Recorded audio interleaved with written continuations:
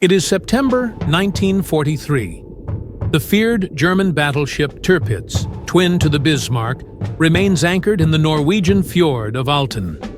Alongside it, the battle cruisers Scharnhorst and Lützow guard the area, forming a powerful enemy fleet.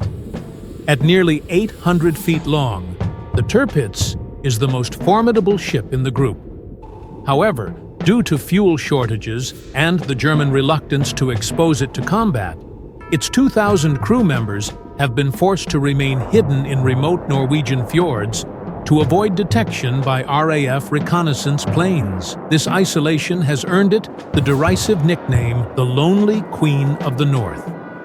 Since October 1940, the RAF has repeatedly attempted to neutralize the Tirpitz, launching attacks with heavy Sterling and Halifax bombers, albacore biplanes, and manned torpedoes. However, these efforts only managed to inconvenience the colossal vessel. Now, silence looms over the fjord.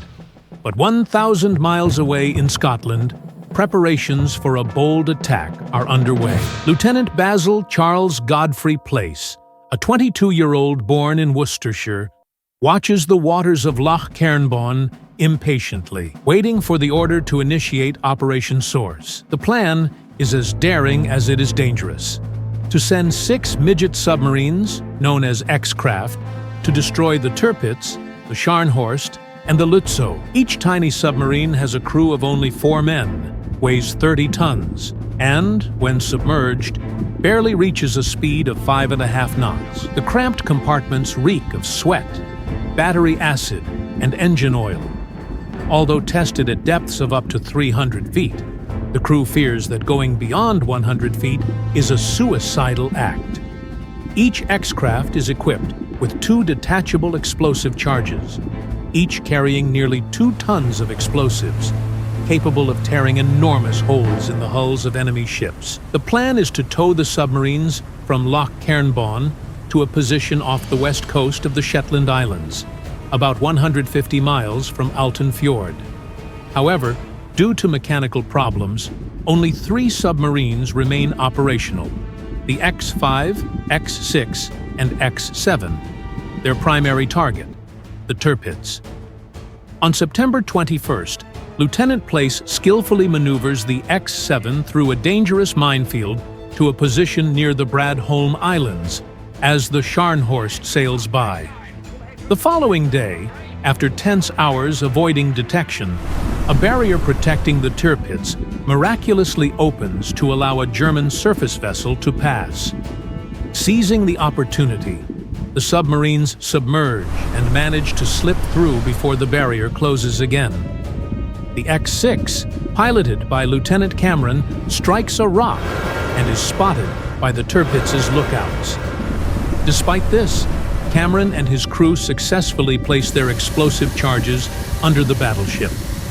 With no chance of escaping in their submarine, they surrender and are captured. Meanwhile, the X7 becomes entangled in torpedo nets. In an extraordinary stroke of luck, they break free and glide beneath the Tirpitz, where they place 1 explosive charge on the seabed. Advancing another 200 feet, they deposit a second charge before becoming trapped again. Knowing that the X6's charges are about to detonate, Place describes the situation as extremely irritating. One of the explosions frees the X7, but as they surface, Place laments that the Tirpitz is still afloat. Shortly after, at 1940 hours, the X7 is detected while trying to escape.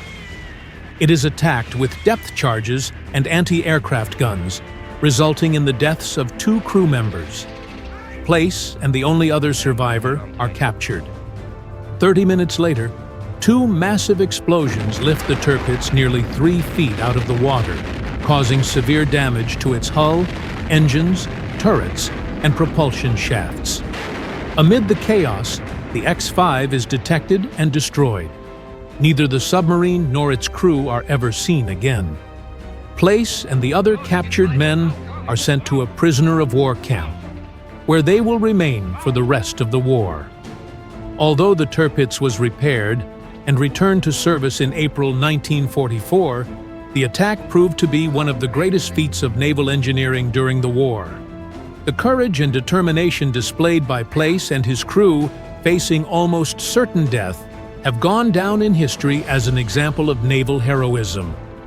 For his role in the attack, Basil Place was awarded the Victoria Cross, a well-deserved recognition for a man who embodied the ideals of submarine service. His story continues to inspire those who face impossible challenges, reminding us that even in the most adverse circumstances, bravery can change the course of history. Most of our viewers have not yet subscribed. If you are one of them, please subscribe and support the channel. Subscription is 100% free. Thank you for your support. See you in a new video